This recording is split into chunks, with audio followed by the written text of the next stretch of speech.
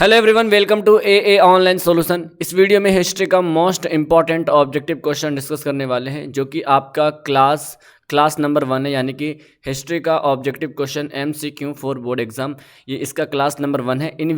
इस वीडियो का पूरे एंड तक ज़रूर देखिएगा, बहुत हेल्पफुल होने वाली है आपके लिए। तो चलिए सबसे पहले हम लोग क्वेश्चन को शुरू करते हैं, और ये रहा आपकी स्क्रीन पर क्वेश्चन नंबर 1।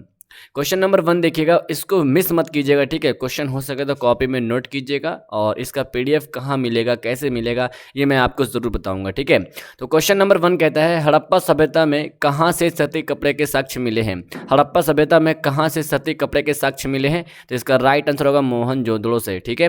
यानी कि मोहनजोदड़ो से सती कपड़े के साक्ष्य मिले हैं। इसका राइट आंसर होगा क्या होगा, ऑप्शन नंबर हमारा बी हो जाएगा। अच्छा, मोहनजोदड़ो से रिलेटेड क्वेश्चन देखते हैं। मोहनजोदड़ो की खोज 1922 ईस्वी में हुई थी। इसकी खोज किसने की थी?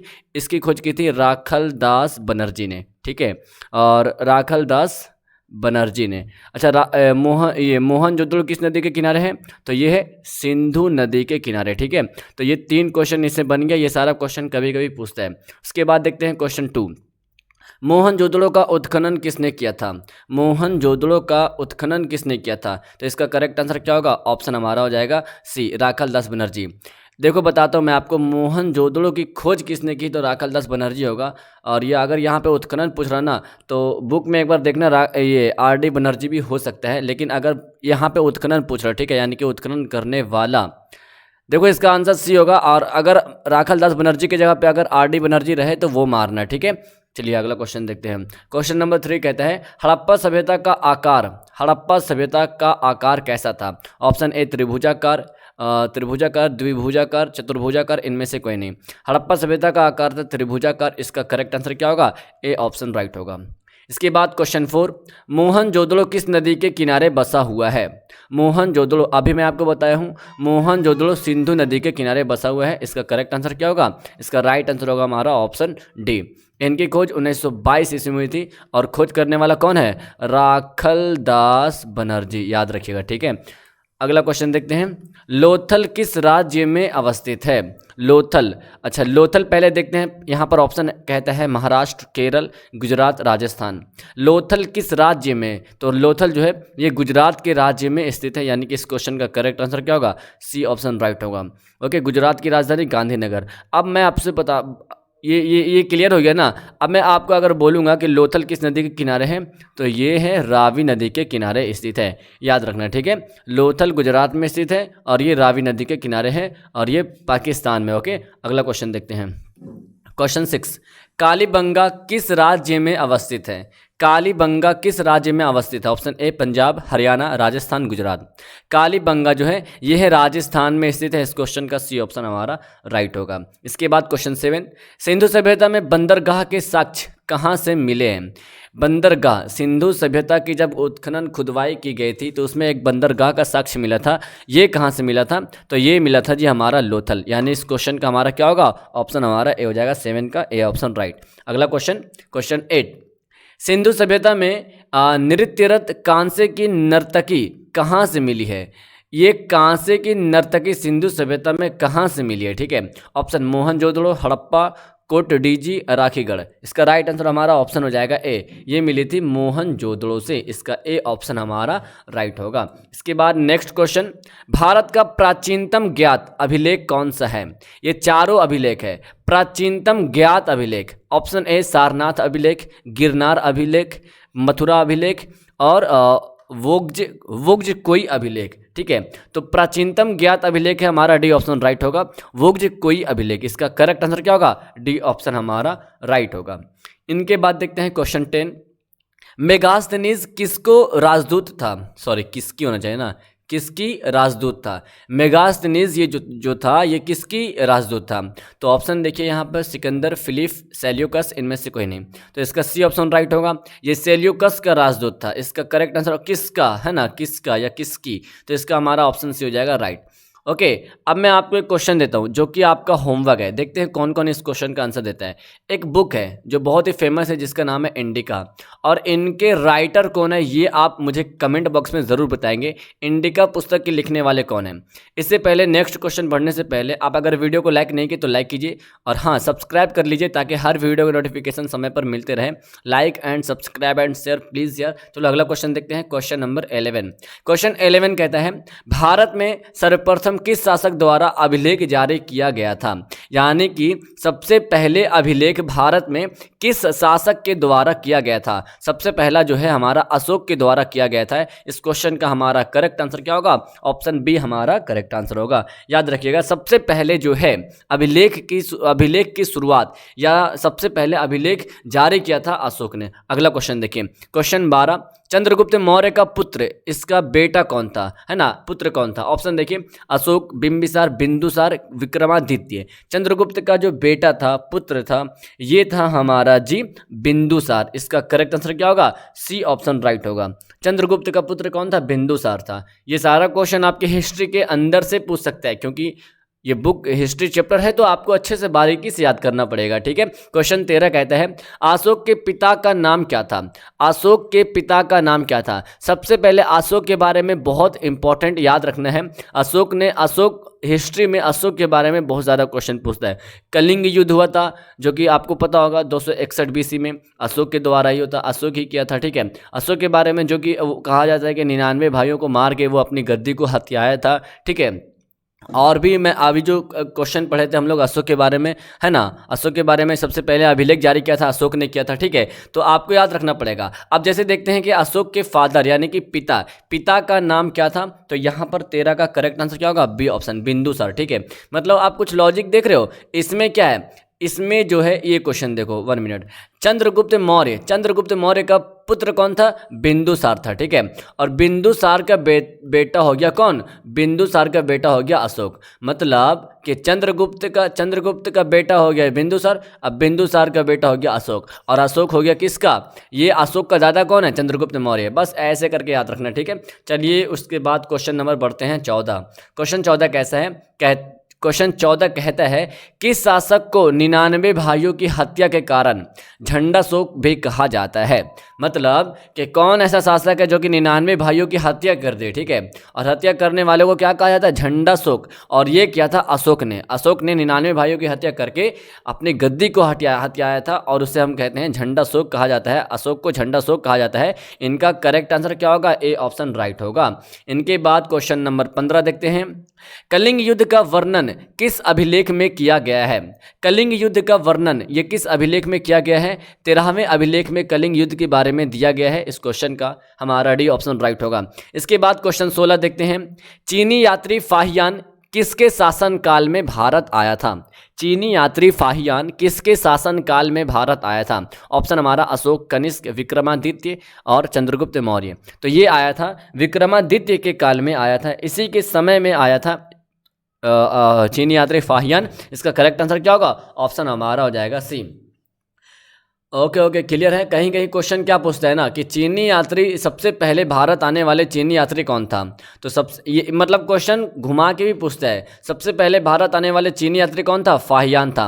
और ये किसके शासनकाल में आया था, तो ये आया था विक्रमादित्य के शासनकाल में, याद रखना। अगला क्वेश्चन देखते हैं, क्वेश्चन 17 देखिए। सती प्रथा का प्रथम अभिलेख से सर्च कहाँ से मिला। सर्च पता नहीं है, मतलब कुछ डॉट लग रहा, ठीक है, क्वेश्चन में डॉट लग रहा। सती प्रथा का प्रथम अभिलेख, क्वेश्चन डॉट लग रहा है तो इसको मत नहीं पढ़ाता हूँ, ठीक है। मैं इसको अगले वीडियो में लाऊंगा, ठीक है, याद रखना। अगला क्वेश्चन देखते हैं। क्वेश्चन नंबर 18 कहता है बाण भट्ट किस शासक के दरबारी थे। बाण भट्ट जो है वो किस शासक के दरबारी थे। अशोक, हर्षवर्धन, चंद्रगुप्त द्वितीय, कनिष्क। 18 का करेक्ट आंसर क्या होगा, बी ऑप्शन राइट होगा।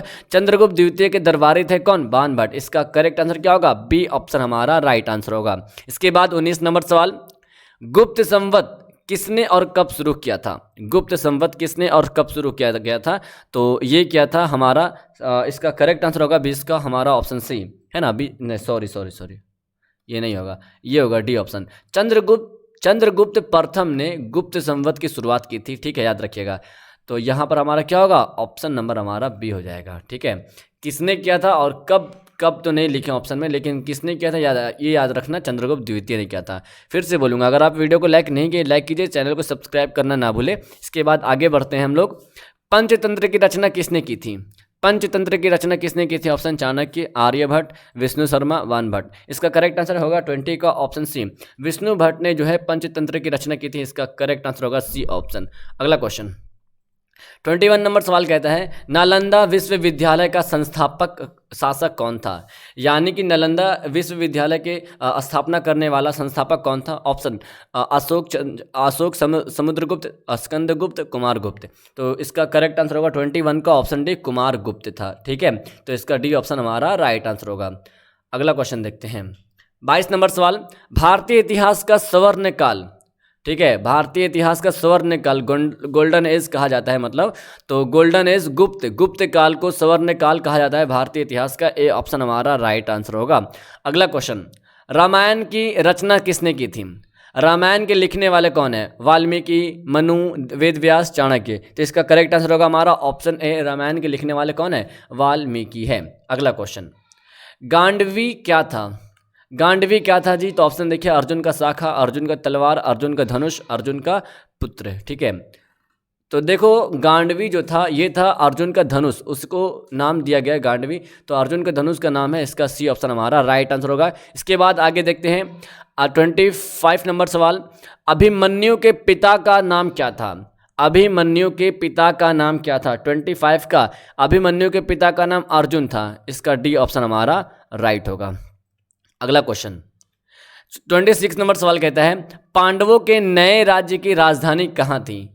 पांडवों के नए राज्य की राजधानी कहाँ थी? ऑप्शन देखिए, हस्तिनापुर, इंद्रप्रस्थ, गांधार, काशी। तो 26 का करेक्ट आंसर क्या होगा? B option, Indraprastha. क्या आपको पता है इंद्रप्रस्थ पहले पुराना नाम था और इंद्रप्रस्थ का अभी नया नाम क्या हो गया? दिल्ली। ठीक है, तो याद रखना, यानी कि पांडवों की नए राज्य की राजधानी क्या थी? इंद्रप्रस्थ, जो कि अभी वर्तमान में दिल्ली। अगला क्वेश्चन देखते हैं 27 नंबर सवाल, कौरव और पांडव राजकुमार के गुरु कौन थे? यानी कि इन दोनों राजकुमार के गुरु कौन थे? ऑप्शन देखिए, शुक्राचार्य, द्रोणाचार्य, परशुराम, वल्लभाचार्य। तो देखो कौरव और पांडव के जो गुरु थे वे थे हमारा द्रोणाचार्य हमारा करेक्ट आंसर होगा, यानी कि इन दोनों के गुरु थे। बी ऑप्शन राइट होगा। इसके बाद क्वेश्चन देखते हैं 28, गीता में क्या उपदेश दिया गया है ना? गीता एक बुक है, इसमें उपदेश क्या दिया गया है? आइए ऑप्शन को पढ़ते हैं। ऑप्शन ए कहता है, कर्म करो, भविष्य की चिंता मत करो, कर्म फल हमारे हाथ में नहीं है, उपरोक्त सभी। तो गीता में ये सभी कहा गया है कि भविष्य चिंता मत करो भविष्य की, और कर्म हमारे हाथ में नहीं है, और कर्म करो। ठीक है, कर्म फल हमारे हाथ में नहीं है, कर्म करो, ये सभी है गीता में। इसका डी ऑप्शन हमारा राइट होगा। उसके बाद 29 नंबर सवाल देखते हैं, गौतम बुद्ध किस कुल से संबंधित थे?